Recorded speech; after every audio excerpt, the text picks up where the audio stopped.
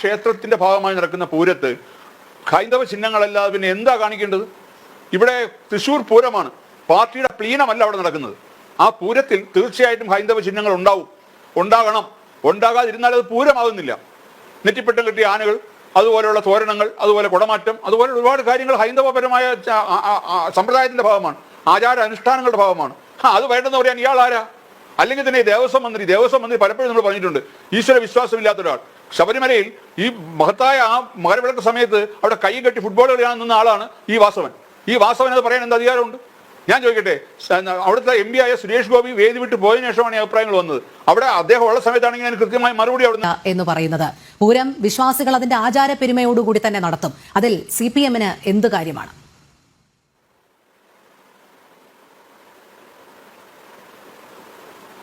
നമസ്കാരം, സ്വാമി ശരണം. ഇത് തൃശ്ശൂർ പൂരം എന്ന് പറയുന്നത് ഒരു ആഘോഷമല്ല, അത് ഉത്സവമാണ്. സാക്ഷാൽ വടക്കുന്നാഥന്റെ ഉത്സവമാണ്. ആ വടക്കുന്നാഥനെ കാണാൻ വേണ്ടി പറമേക്കാവിൽ നിന്നും തിരുവമ്പാടിയിൽ നിന്നും മറ്റു ക്ഷേത്രങ്ങളിൽ നിന്നും ദേവിമാർ അങ്ങോട്ടേക്ക് എഴുന്നള്ളി വരുന്നു. അതാണ് പൂരം. പൂരം എന്ന് പറയുന്നത് ഹൈന്ദവ വിശ്വാസത്തിന്റെ ഭാഗമാണ്, ഹൈന്ദവ ആരാധനയുടെ ഭാഗമാണ്, ക്ഷേത്രത്തിന്റെ ഭാഗമാണ്. ആ ക്ഷേത്രത്തിന്റെ ഭാഗമായി നടക്കുന്ന പൂരത്ത് ഹൈന്ദവ ചിഹ്നങ്ങളല്ലാതെ പിന്നെ എന്താ കാണിക്കേണ്ടത്? ഇവിടെ തൃശ്ശൂർ പൂരമാണ്, പാർട്ടിയുടെ പ്ലീനമാണ് കിട്ടിയാനെ. അല്ല, ഞാൻ ചോദിക്കട്ടെ, ഇതുപോലുള്ള ആൾക്കാരെ ചുമക്കേണ്ട ഗതികേടാണ് കേരളത്തിലെ ഹിന്ദുക്കൾക്കുണ്ടായിരിക്കുന്നത്. ഇനിയെങ്കിലും തിരിച്ചറിയുക, ഇവരെയൊക്കെ ചവിട്ടി പുറത്താക്കണം. അതാണ് വേണ്ടത്. കാര്യം ക്ഷേത്രങ്ങളിൽ അവിശ്വാസികൾക്ക് ക്ഷേത്രങ്ങളിൽ എന്താ കാര്യം? ക്ഷേത്രത്തിന്റെ വിഷയങ്ങളിൽ അവിശ്വാസികൾ ഇടപെടുന്നതിനാ? പൂരം എന്ന് പറഞ്ഞാൽ ക്ഷേത്ര ഉത്സവമാണ്. ആ ഉത്സവം നടത്താൻ അവിടുത്തെ ക്ഷേത്രങ്ങളുടെ എല്ലാ ഭാരവാഹികൾക്കും അറിയാം. ഇപ്പം വടക്കനാഥ ക്ഷേത്രത്തിലായാലും തിരുവമ്പാടി ക്ഷേത്രത്തിലായാലും പാറമേക്കാവ് ക്ഷേത്രത്തിലായാലും അവിടുത്തെ ഭാരവാഹികൾ ചേർന്ന് അവർ കമ്മിറ്റി ഉണ്ടാക്കി ആ കമ്മിറ്റിയാണ് പൂരം നടത്തുന്നത്. ആ പൂരം കൃത്യമായിട്ട് നടത്താൻ അറിയാം. അപ്പോൾ അത് എങ്ങനെയെങ്കിലും ഇതിനെ കലക്കണം, എങ്ങനെയെങ്കിലും പ്രശ്നങ്ങൾ ഉണ്ടാക്കണം, എങ്ങനെയെങ്കിലും ഇതൊരു വലിയ പ്രശ്നമാക്കി മാറ്റി പൂരം എന്നേക്കുമായി അവസാനിപ്പിക്കണം. ഇപ്പൊ കേന്ദ്ര ഗവൺമെന്റും കോടതിയും എല്ലാം ഇടപെട്ടതിന് ശേഷമാണ് പൂരത്തിന്റെ കാര്യത്തിൽ ഒരു തീരുമാനമായത്. ആനയുടെ എഴുന്നള്ളിപ്പിന്റെ കാര്യമായാലും മറ്റുള്ള കാര്യങ്ങളിലായാലും വെടിക്കെട്ടിന്റെ കാര്യത്തിലായാലും. അപ്പൊ അതെല്ലാം ഒരു ക്ഷേത്ര ഉത്സവം കൃത്യമായിട്ട് നടക്കണമെന്നും കേരളത്തിന്റെ ഏറ്റവും ആചാരപ്പെരുമയുള്ള ഒരു ഉത്സവമാണ് പൂരം, തൃശ്ശൂർ പൂരം. ശക്തൻ തമ്പുരാന്റെ കാലത്തത് ശരിയാക്കി എടുത്തതാണ്. ശക്തൻ തമ്പുരാനാണ് ആ പൂരത്തിന്റെ ആസൂത്രകൻ. അപ്പൊ അത്രയും കാലങ്ങളോളം പഴക്കമുള്ള ഈ ഒരു ആഘോഷത്തിന് അല്ലെങ്കിൽ ഈ ഒരു ഉത്സവത്തിന് ഇങ്ങനെ ഒരു തിട്ടൂരമിടാൻ ഇദ്ദേഹത്തിന് എങ്ങനെ ധൈര്യം വന്നു?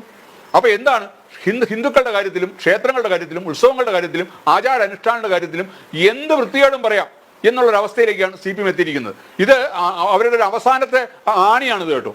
ഈ ആണി അടിച്ചു കയറ്റാൻ ഹിന്ദുക്കൾക്ക് കഴിയാത്തതുകൊണ്ടല്ല, സഹിഷ്ണുതയാണ് ഹിന്ദുക്കളെ ഇതിന് പിന്നിലോട്ട് വലിക്കുന്നത്. തീർച്ചയായിട്ടും ഇത് മാറണം. നാമജപത്തിൽ നിന്നും ശക്തരാവണം. ആയുധധാരികളായി ഹിന്ദുക്കൾ മാറേണ്ട അവസ്ഥയിലേക്ക് കൊണ്ടെത്തിക്കുവര് എന്നുള്ളതാണ് ഇപ്പൊ നമുക്കുള്ള പേടി. കാര്യം നാളെ ഈ ഓരോ വിഷയങ്ങൾ ഇങ്ങനെ കൂട്ടി കൊണ്ടുവന്ന ആൾക്കാരുടെ മനസ്സിൽ കത്തിക്കൊണ്ടിരിക്കുകയാണ്. അതിങ്ങനെ ഓരോ തീപ്പൊരി ഇട്ടുകൊണ്ടിരിക്കുകയാണ്. ഞാൻ ചോദിക്കട്ടെ, ഉത്സവത്തിന് മതചിഹ്നങ്ങൾ പാടില്ല എന്ന് പറയുന്നു. ഇവരെന്താ കാണിച്ചു വെച്ചത്? ഈ പറഞ്ഞ നമ്മൾ നേരത്തെ കണ്ടതാണ് കണ്ണൂർ ജില്ലയിൽ അവിടെ ഉത്സവത്തിന് എഴുന്നള്ളിച്ചപ്പം മറ്റേ ചെകുവരയുടെ പടം വെച്ച് എഴുന്നേൽപ്പിക്കുന്നു. കടക്കൽ ക്ഷേത്രത്തിൽ എന്താ കാണിച്ചത്? അവിടെ വിപ്ലവ ഗാനം ആലപിക്കുന്നു. ഇതുപോലെ ഓരോന്ന് കാണിച്ചു കൂട്ടുകയല്ലേ? ഇതല്ലേ നിർത്തേണ്ടത്? വാസ്തവം പറയേണ്ടിയിരുന്നത് എന്താണ്? ഇത്തരം ചിഹ്നങ്ങൾ, ഇത്തരം രാഷ്ട്രീയപരമായ ചിഹ്നങ്ങൾ ഉത്സവത്തിന് പാടില്ല, മതപരമായ കാര്യങ്ങൾ മാത്രമേ അവിടെ പാടുള്ളൂ എന്ന് പറയേണ്ടടുത്ത് എന്താ അദ്ദേഹം പറഞ്ഞത്? അപ്പൊ ഇത് ഒരു ഡബിൾ പ്ലേ കളിച്ചിരിക്കുകയാണ്. അതായത് ആവശ്യമുള്ള കാര്യങ്ങൾ പറഞ്ഞു വെക്കുന്ന കൂട്ടത്തിൽ ഒരു പണി കൊടുത്തിരിക്കുകയാണ്. അപ്പൊ ഇത് അങ്ങനത്തെ തന്നെ പണിയായി മാറും, അതിൽ സംശയമൊന്നുമില്ല. കാര്യം ഇവിടെ ഹിന്ദുക്കൾ, പ്രത്യേകിച്ചും തൃശ്ശൂർ ജില്ലയുടെ, അല്ലെങ്കിൽ തൃശ്ശൂർ ജില്ല മാത്രമല്ല, പൂരം കാണാൻ എവിടെ നിന്നൊക്കെയാണ് ആൾക്കാർ വരുന്നത്? ഇന്ത്യയുടെ പുറത്തുനിന്ന് പോലും ആൾക്കാർ അവിടെ എത്താറുണ്ട്. അവരുടെയൊക്കെ മനസ്സിലൊരു വലിയ ആഗ്രഹമാണ് വർഷത്തിലൊരിക്കലും പൂരം. അതും ഏറ്റവും ഇനി മണിക്കൂറുകൾ മാത്രം ബാക്കി നിൽക്കെ ഈ അവലോകന യോഗത്തിൽ കൊണ്ടുവന്ന് ഇങ്ങനെ ഒരു പാര വെച്ചത് ഒരു മനഃപൂർവ്വമാണ്. അതൊരു കൺഫ്യൂഷൻ ഉണ്ടാക്കാനാണ്, ആൾക്കാരുടെ ഇടയിൽ ചിന്താക്കുഴപ്പം ഉണ്ടാക്കാനുള്ള ഒരു ആസൂത്രിതമായ നീക്കമാണ് വാസവന്റെ ഭാഗത്ത് നിന്ന് നടന്നിരിക്കുന്നത്. അത് വാസവനെ മാത്രം കുറ്റം പറയാൻ പറ്റില്ല, അത് ഒരു ഗൂഢാലോചനയുടെ ഭാഗമാണ്. ആ ഗൂഢാലോചനയുടെ ഭാഗമാണ് വാസവന്റെ നാവിലൂടെ പുറത്തു വന്നത്. തീർച്ചയായിട്ടും ഇതിന് ഉത്തരം കൊടുക്കാനുള്ള ഉത്തരവാദിത്വം ഇവിടുത്തെ ഹിന്ദു സമാജത്തിനുണ്ട്.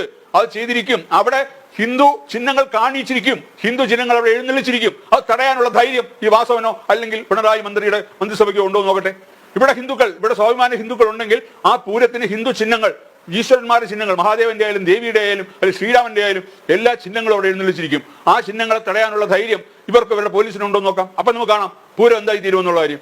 അല്ലാതെ ഇത് ഹിന്ദു ചിഹ്നങ്ങൾ ഉപയോഗിച്ച് തന്നെ ആയിരിക്കും ഇത്തവണയും പൂരം നടത്തുക. അതിനുള്ള ആർജവവും ധൈര്യവും അവിടുത്തെ കമ്മിറ്റികൾക്ക് ഉണ്ടാവും എന്നുള്ള കാര്യത്തിൽ ഉറപ്പാണ്. ഇല്ലെങ്കിൽ ഇവിടുത്തെ ഹിന്ദു സമാജം ഒന്നിച്ചതിന്റെ പിന്നിൽ നിൽക്കും, ഹൈന്ദവ സംഘടനകൾ ഒന്നിച്ചതിന്റെ പിന്നിൽ നിൽക്കും. ഒരു സംശയവും വേണ്ട, പൂരം നടന്നിരിക്കും. ഹൈന്ദവ ചിഹ്നങ്ങളോടുകൂടി തന്നെ പൂരം നടന്നിരിക്കും.